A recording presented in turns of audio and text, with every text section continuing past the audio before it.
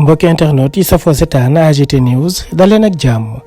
laaj bi ñu samp mooy Ousmane Sonko ndax soxla woon na am cellule de communication ndax soxla woon na am ñu koy defal propagande ndax ku xool Sénégal ni muy woyee fi ñu toll nii xam ne actuellement cellule communication bu Ousmane Sonko mi ngi nekk ci palais de la République te nekkul kenn ku dul président Macky Sall ak ay ñoñam fi ñu toll nii ñoom ñoo koy may propagande ñoom ñoo tax ba képp koo xam ne rek xamoo woon Ousmane Sonko jamono ji yaa ngi koy xam président Macky Sall ak ay gendarmam topp Ousmane Sonko ci nemmeeku tuuram moo tax fépp ci Sénégal ñu koy waxtaanee ba ca RFI France 24 ñëpp di ko relater kon nag di nga topp ab nit bëgg koo suuxal fekk na yow yaa ngi koy yëkkati te président Macky Sall jamono ji ñu toll nii looloo ko dal ci Ousmane Sonko ba tax na jaaxle na xamatul lu muy def.